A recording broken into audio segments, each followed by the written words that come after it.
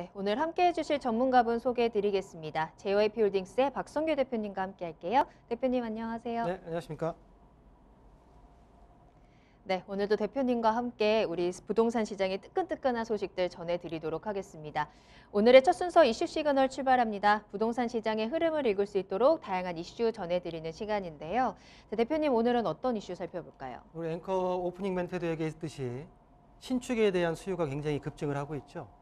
자, 그 신축 그리고 청약에 대해 가점이 안 되시는 실수요자분들, 네. 그리고 신축이나 재건축을 구입하고자 하지만은 금액대가 너무나 올라서 구입을 망설이시는 분들, 또 재개발로 인해서 한번 새 집을 얻고자 하지만 시간적으로 너무 오래 걸리기 때문에 망설이는 분들, 그런 모든 분들에게 한번 유용한 정보가 아닐까라고 해서 좀 준비를 해봤습니다. 자, 2021년도 첫 회의 이슈 내용은 공공주택 리모델링에 대해서 한번 준비해봤는데요. 먼저 준비된 영상부터 만나보시겠습니다.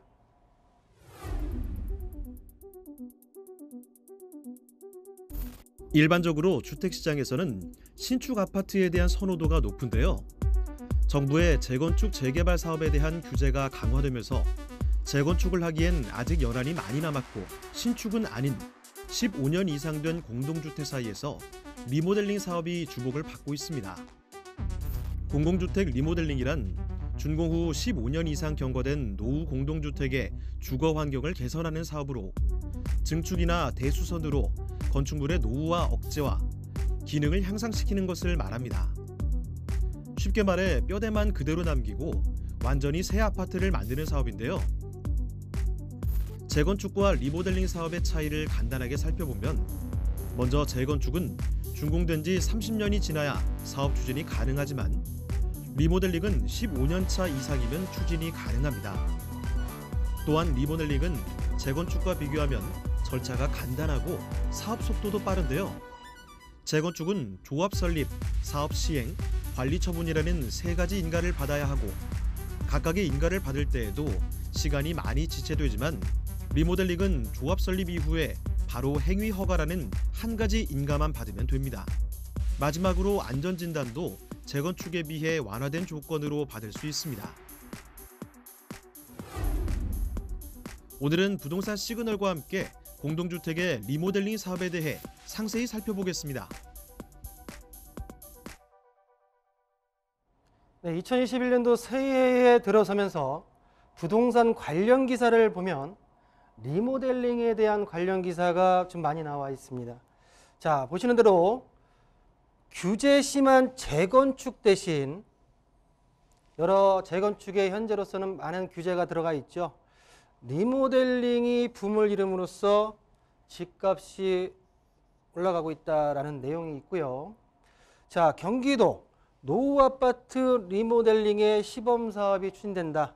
자, 경기도 같은 경우에는 특히 90년도 초반에 지어졌던 일기 신도시 아파트들이 밀집해 있는데요. 대부분 거의 한 20년 이상 된 아파트이다 보니까 리모델링에 대한, 재건축과 함께 리모델링에 대한 부분이 많이 언급이 되고 있습니다. 자, 다음 기사를 보시면 27년 된 3번 아파트가 들썩이는 이유에 대해서 증명기사가 나와 있는데요. 이 아파트 같은 경우에는 최근에 조합 설립 인가를 득함으로써 리모델링의 가속도가 붙은, 또 특히 3번 지역 같은 경우에는 율곡이나 우룩 아파트 같은 경우는 조합 설립 인가가 지금 득한 상태로서 리모델링이 진행 중인데, 또한 3번 같은 경우에는 GTX C노선, 군포 금정역에 들어온 C노선의 어떤 교통 호재까지도 있기 때문에 전반적으로 일기 신도시 중에서 분당, 평촌 다음에 3번의 리모델링에 대한 기사 내용이 좀 주를 이루었다라고 좀 말씀드리겠습니다. 자, 그러면 현재 리모델링 시장, 커져가는 리모델링 시장에 대해서 말씀 좀 드리겠는데요. 자, 주거용 건축물 중에 총 30년 이상이 된 주거용 건축물 같은 경우에는 절반에 가까운 46%에 지금 다다르고 있습니다. 리모델링 같은 경우엔 2000년도 초반에 신축이 현재 지금 2019년도에는 신축의 물량이 좀 줄었는데요. 리모델링에 관한 주택 시장은 점점점 늘어가는, 향후 앞으로 일기 신도시 등등 인해서 향후 리모델링 시장이 좀 더 커져가지 않을까라고 예상을 좀 해보겠습니다. 자, 최근에 작년 10월이죠. 작년 10월에 경기도에서 경기도 공동주택 리모델링 활성화 및 지원에 관련 관한 조례를 제정을 했고요.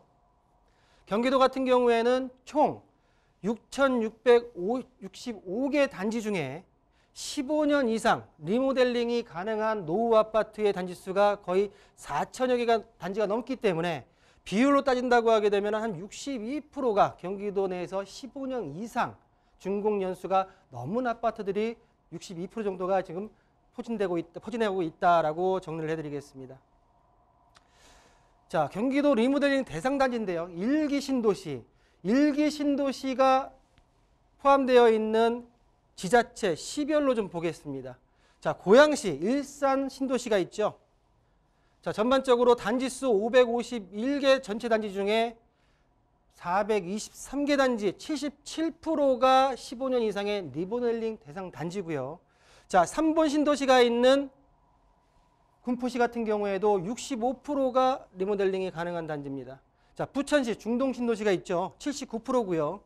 성남 분당이 있는 61%, 안양 평촌이 있는 78%, 거의 평균적으로 70%대가 넘는 73%의 리모델링이 가능한 대상 단지가 일기 신도시로 인해서 포함되어 있다라고 정리해 드릴 수가 있겠고요.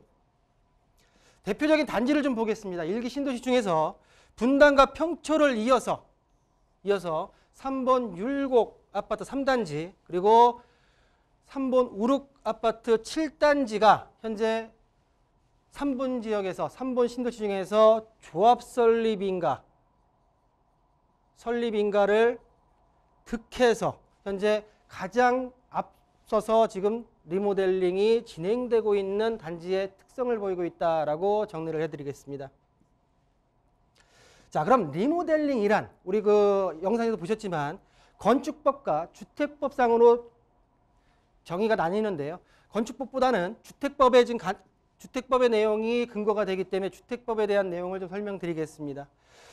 자, 보시는 대로 노후화 억제와 또는 기능 향상을 위한 대수선입니다. 근본적인 골격은 놔두고 전반적으로 리모델링, 대수선을 한다는 내용인데요. 자, 각 세대 주거 면적의 30%입니다. 30%까지가 증축하는 행위를 리모델링을 하고요. 자, 각 세대의 증축가능 면적을 합한 면적이 전체 세대 수의 100분의 15% 이상 이내에서 세대 수를 증가하는 행위를 리모델링이다. 주택법상의 근거에서 리모델링이다. 정의할 수 있다라고 정리를 하겠습니다. 자, 리모델링의 유형인데요. 위에 내용은 복잡하지만 아래로 내려와서 리모델링 유형에 있어서 두 가지가 있습니다. 자, 맞춤형 리모델링. 우리가 재건축에서 얘기했듯이 1:1 재건축, 1:1 리모델링이다라고 말씀드릴 수가 있는데 그 중에서는 또한 일부 증축, 세대별로 면적을 증가시킬 수 있는 세대수는 동일하지만 세대의 전용 면적을 넓힐 수 있는 일부 증축에 대한 맞춤 리모델링이 첫 번째로 있고요. 자, 두 번째로는 세대수 증가형 리모델링입니다. 자, 주택가격과 주민 의사 등을 고려해서 세대수 증가를 통한 기존 주거의 전체적인 성능을 향상시키는 부분을 말하는데요. 자, 증축에는 지금까지 이루어졌던 수평 증축 그리고 대지가 넓었을 경우에는 동별 증축이 주로 이루었고요. 지금 현재 시범적으로 지금 진행되고 있는 앞으로 진행될 수직 증축도 한참 지금 진행이 되고 있다라고 말씀드리면서 크게 맞춤형 리모델링과 세대수 증가형 리모델링으로 나눌 수 있다라고 정리를 해드리겠습니다. 자, 리모델링의 허용 범위입니다. 자, 면적에 있어서 전용 면적입니다. 전용 면적. 세대의 전용 면적이 85제곱미터 이상이면 주거 면적의 30% 증축이 가능하고요. 세대의 주거면적이 85제곱미터 미만일 경우에는 40% 이내에서 증축이 가능하다. 예를 들어서 두 번째 거 봤을 때 전용면적이 20평이었다. 20평의 40%인 8평. 20평 기존의 아파트가 리모델링 후에 28평까지 아파트를 확장시킬 수, 면적을 확장시킬 수 있다라는 부분으로 이해하시면 되겠다라고 말씀을 좀 드리겠습니다. 자, 세대수입니다. 기존 세대수 1000세대였다고 하게 되면 총 15%, 1150세대까지 15% 이내에서 세대수 증가가 가능하고요. 자, 층수입니다. 층수 같은 경우는 수직 증축에 대한 부분에 관련된 얘기인데요. 최대 3개층 이하로 증축이 가능하고 기존 층수가 14층 이하일 경우에는 2개층 증축이 가능하고요. 기존 층수가 15층 이상일 경우에는 3개층까지 증축이 가능하다라는 리모델링 허용 범위까지 좀 말씀드렸습니다. 자, 건물 라이프 사이클로 본 리모델링의 특성인데요. 자, 1단계 같은 경우에는 건물이 한 10년에서 15년 정도, 10년에서 한 15년 정도 되었을 때 노후화 대응에 된 보수 중심의 리모델링이라고 얘기할 수가 있겠고요. 두 번째, 리모델링의 법령에 나오는 건축 연한 15년 이상에서 20년 정도 되었을 때 성능 향상형 리모델링이 있는데 대부분 이 부분을 얘기하지만 현실적으로 대부분의 리모델링이 이루어지고 있는 단지들을 보게 되면 건축 연한이 20년 이상, 30년 이하로 재건축과 비교해서 사업성이 떨어졌을 경우에 리모델링을 많이 지금 고려를 하고 있지 않은가라고 설명해 드릴 수가 있겠고요. 자, 3단계, 4단계는 재건축으로 인해서 기존 건물이 허물어지고 새 건물이 올라가는데요. 그러면 리모델링과 재건축의 어떤 차이점이 무엇인가를 좀 보겠습니다. 자, 영상에 보셨듯이 절차가 간소하고 규제사항이 좀 제약이 덜하다는 부분이 가장 특징인데요. 자, 리모델링, 주택법에 근거를 하고요. 재건축 같은 경우에는 도시 및 주거환경정비법에 근거를 해서 본 사업이 진행이 됩니다. 자, 안전진단 같은 경우에 수직증축 같은 경우에는 B등급 이상 리모델링입니다. 수평증축 같은 경우에는 C등급 이상이 가능했을 때 리모델링이 가능하고요. 재건축 같은 경우에는 최소 D등급 이하, D등급이나 E등급이 나왔을 때 재건축이 가능하다라고 말씀드릴 수가 있겠습니다. 자, 건축 최소 연한, 노후화 부분에 있어서는 준공 연후 15년 이상이라고 하게 되면 리모델링이 가능하고요. 재건축 같은 경우는 30년 이상입니다. 자, 공사 방식 아까 말씀드렸듯이 전체에 있어서 골격은 놔두고 진행하는 부분이 리모델링이다라고 말씀드릴 수가 있는데 재건축 같은 경우에는 전면 철거 후에 신축하는 부분입니다. 자, 증축의 범위는 아까 말씀드렸듯이 30%에서 40%, 재건축 같은 경우에는 용적률 범위 내에서 이루어진다라고 말씀드릴 수가 있겠고요. 기본적인 내용에 있어서 덧붙여서 자, 기부 체납입니다. 재건축 같은 경우에는 도로, 공원, 녹지 등에 대한 기부 체납이 이루어집니다. 리모델링은 없습니다. 자, 분양가 상한제, 민간 택지 분양가 상한제 지역으로 지정된 지역 같은 경우는 재건축에 있어서 적용을 받습니다. 단 분양가 상한제 같은 경우에는 30가구 미만일 경우에는 적용을 안 받습니다. 자, 초과이익 환수 같은 경우에는 재건축은 국가의 환수가 되고요. 리모델링은 초과이익 환수에 대한 부분에 부담이 없습니다. 자, 임대주택 같은 경우에도 재건축은 용적률의 50%까지 임대주택을 건립을 해야 되지만 리모델링 같은 경우는 임대주택 건립 의무가 없다. 자, 마지막으로 거주 의무입니다. 거주 의무, 제가 지난해도 말씀드렸지만 재건축 같은 경우는 수도권 내 투기과열 지구 내에서 같은 경우에 재건축의 조합원 입주권이 보장되려면 2년 이상의 거주를 해야 되지만 리모델링 같은 경우에는 거주 의무가 없다라는 부분에 있어서의 차이가 있다라고 좀 설명 좀 드리겠고요. 자, 단계적으로 그러면 얼마만큼 리모델링 단계가 좀 간편하냐라고 좀 말씀을 드릴 텐데요. 자, 보시는 대로 기본계획 수립 15년 이상 된 아파트에, 그리고 재건축 같은 경우에는 정비 기본계획 수립이 30년 이상 된 아파트에 적용이 가능합니다.